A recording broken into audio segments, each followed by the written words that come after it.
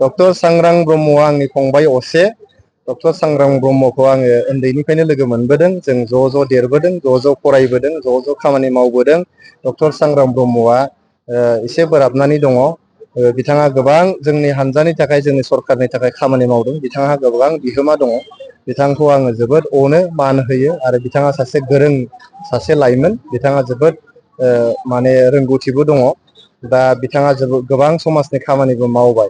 दा आङो बिथांखौ खावलायनो लुबैदों, आंखौ नायनानै, बिथाङा बिदाखौ नायनानै, आं जिहेतु बिथांनि बिदा असे, आंखौ नायनानै बिथाङा हानजानि मेन स्ट्रिमाव फैफिननांगौ। बिथांनि समाबो फैगोन। आङो खनथामसो जाबाय टिकेट लुबैनानै मोनहैया। आं लुबैनानै नङा, हानजाया आंनो टिकेट जासिनायनि उनावबो जोबथारनायाव टिकेट होनो हायैया आंखौ खनथामसो जाबाय। गतिके आं जेबो रागाबो जोङाखै, गाज्रिबो मोनाखै। हानजानि थाखाय आं खामानि मावबोबाय थादों। सासे सादारन कर्मिनिफ्राय आंखौ दिनै हानजाया सादारन सम्पादक खालामदों। जोंहा डक्टर सांग्रां ब्रह्मआबो जोंनि लाइमोन गांखंनि सासे जेनेरेल सेक्रेटारि, गिदिर मोनसे बिबानाव दं। ओंखायनो आं डक्टर सांग्रां ब्रह्मजों सावरायनो सम मोनाखै। दिनै जिहेतु नमिनेसना जोब्बाय, आंनि फंबाय डक्टर सांग्रां ब्रह्मजों सावरायगोन। आंहा गोग्गोमै फोथायनाय दङ डक्टर सांग्रां ब्रह्मआ UPPL नि निति आदर्शखौ बिसास खालामनानै बिथाङा हानजायाव फैफिनगोन आरो प्रमद बर' सारनि दैदेननायाव बिथाङा बिसास खालामनानै खामानि मावलांगोन। आरो इयुनाव जों डक्टर सांग्रां ब्रह्मखौ नायलांनांगौआ जोंनि बिबान।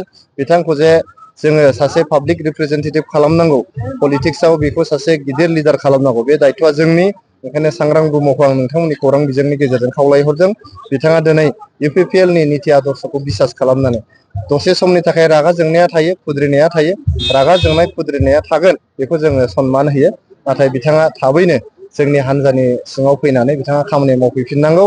आरो जों ज' ज' सांग्रां ब्रह्म, आं, गासैबो जोंनि हानजानि मानसिफ्रा ज' ज' खामानि मावनानै जों बड'लेण्ड ओनसोलनि रायजो राजाखौ सेबा खालामनांगौ। आरो जोङो गोबां दाफामलु खामानिफोर, कनस्ट्राक्टिभ माखासे खामानिफोर मावलांनांगौ। बेनि थाखायनो डक्टर सांग्रां ब्रह्म फंबाय, नोंथाङा फैनानै जोंनि UPPL हानजायाव खामानि मावफैफिननांगौ आरो आं नोंथांखौ न'आव दैखांनानै लायगोन। गथायखांनायनि उनाव मा फोरमायगोन? नमिनेसन गथायखांनानै जिहेतु गिबि खेबनि थाखाय आं नमिनेसन गथायदों। आंनि जिउआव मालाबाबो आङो राजखान्थियाव बेबायदि गैफेरामोन आरो बेबायदि बिसायख'थियावबो ओंखारफेराखैमोन, गेलेफेराखैमोन। गिबि खेबनि थाखाय आं दिनै नमिनेसन गथायदों आरो बिसायख'थियाव ओंखारदों।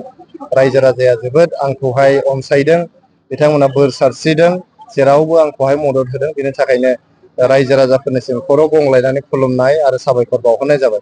दिनै जों गसाइगाव साब डिभिजननि मोनबा समस्तिनि UPPL नि साबा जोङो बिजाथिफ्रा खनसेयैनो जोङो बेयाव फारिलाइ गथायदों।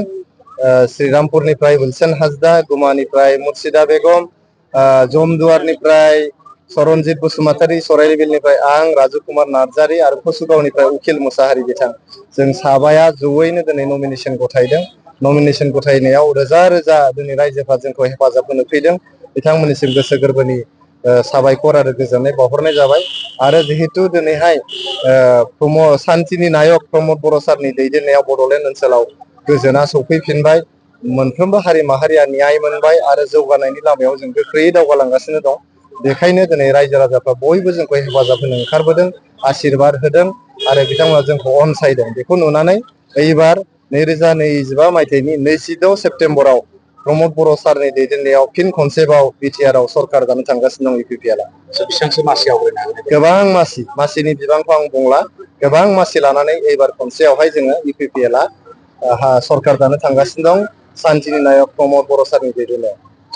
बिजेपि दोलोखौ जों नुनो मोन्दोंमोन जे बड'फानि जायगा दतमायाव बिजाथि फसङा, नाथाय दा नुनो मोनबाय बिजाथि फसंलायबाय। बेखौ लानानै मा बुंगोन?